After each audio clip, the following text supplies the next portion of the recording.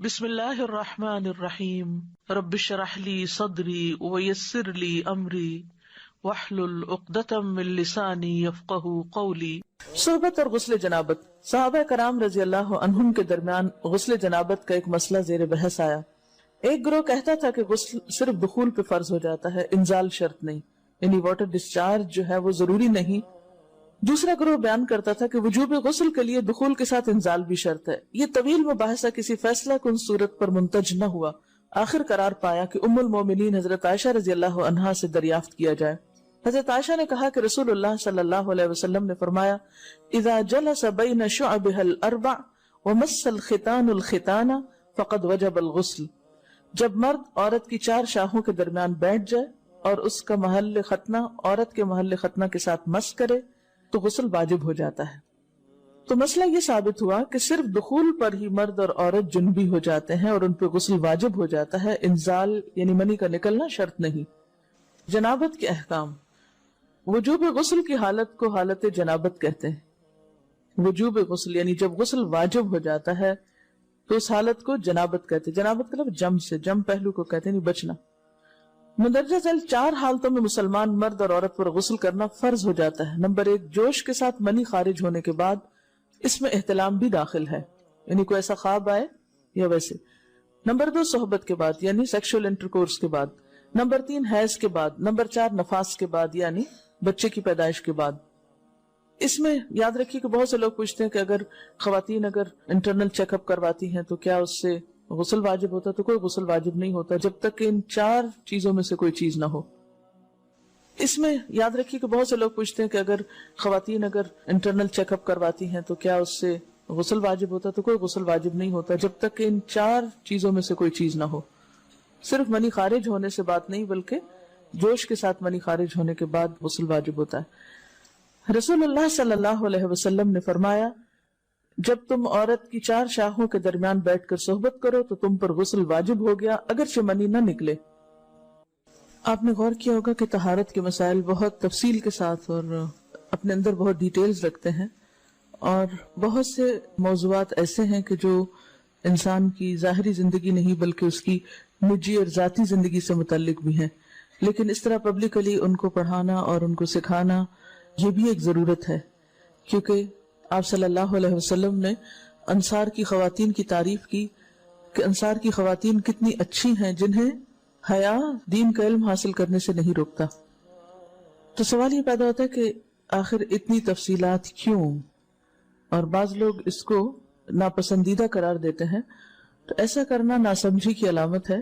ہم دیکھتے ہیں کہ انسان اگر اللہ کے بتائے ہوئے طریقے کے مطابق زندگی بسر کرتا ہے تو اس میں خیر ہی خیر ہے، اور وہ صرف خیر اس کی اپنی ذات تک نہیں رہتی، بعض اوقات دوسروں کی بھلائی کا ذریعہ بھی بن جاتی۔ عورت کو بھی احتلام ہوتا ہے۔ ام المومنین حضرت سلمہ رضی اللہ عنہا روایت کرتی ہیں کہ حضرت ام سلیم نے رسول اللہ صلی اللہ علیہ وسلم سے کہا، اے اللہ کے رسول، یقیناً اللہ حق سے نہیں شرماتا، یعنی حق بات اور ایک ضروری بات جو ہے اس کو واضح کرنا ضروری ہوتا ہے، اور اس معاملے میں شرم سے کام نہیں لینا چاہیے، کہیں ایسا نہ ہو کہ انسان انجانے میں غلط کام کرتا رہے۔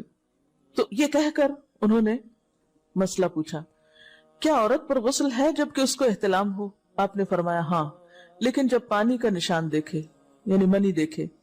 اس پر حضرت ام سلمہ نے شرم سے منہ چھپا لیا اور عرض کیا، اے اللہ کے رسول، کیا عورت کو بھی احتلام ہوتا ہے؟ آپ نے فرمایا ہاں ہوتا ہے، تیرا داہنا ہاتھ خاک آلود ہو، یعنی ایک پیار کی ڈانٹ تھی۔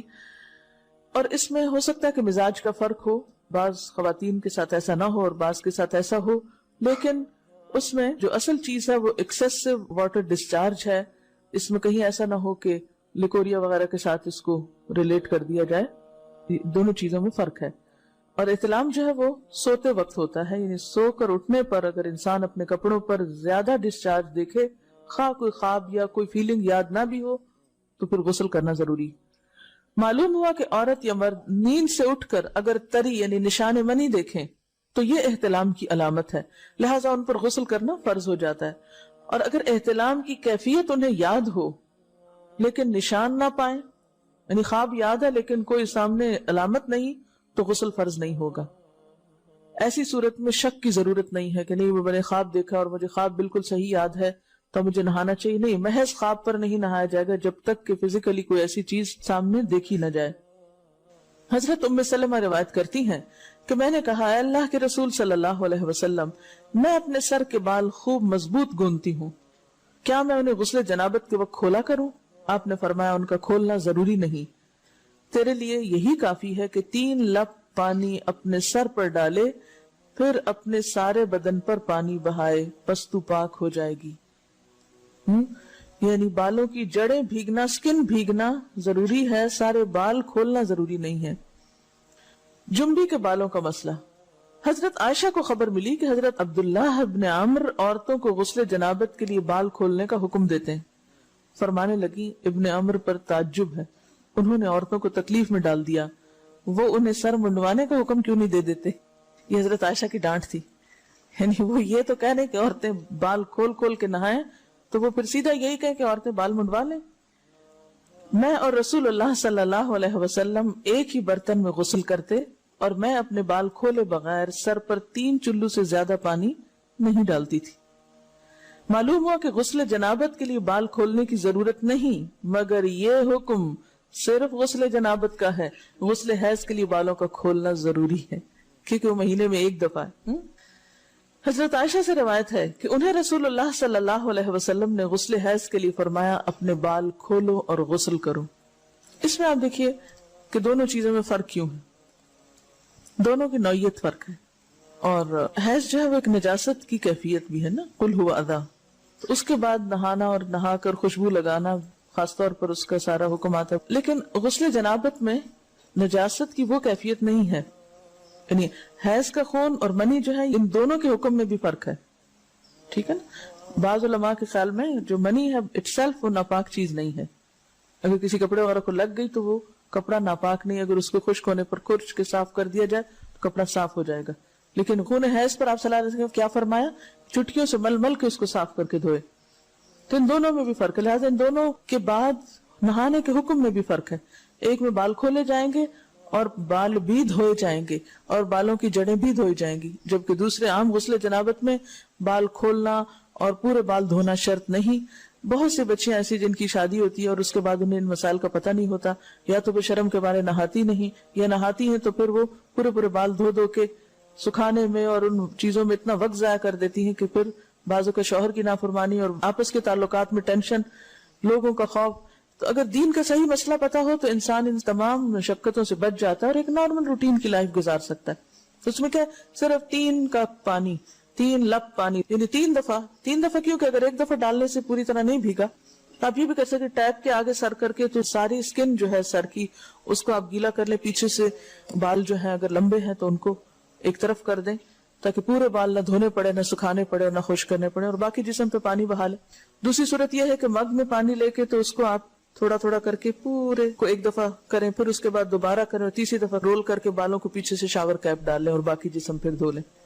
شاور کیپ سے کیا ہوتا ہے عام طور پر کہ پیچھے کے جو سارے لمبے بال ہیں پھر وہ نیچے گر کے گیلے نہیں ہوتے، وہ آپ کے سر پہ ٹک جاتے ہیں.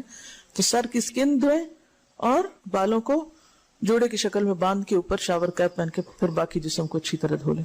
تو اس میں آپ دیکھیں کہ جب بالکل سر کے سکن کا حصہ ہی تر ہوگا، اور یہ 3 دفعہ کرنا ہوگا، ایک دفعہ سے نہیں کام چلے کہ 3 دفعہ کرنا تاکہ کوئی بھی بال برابر جگہ سکن کی خشک نہ رہ جائے.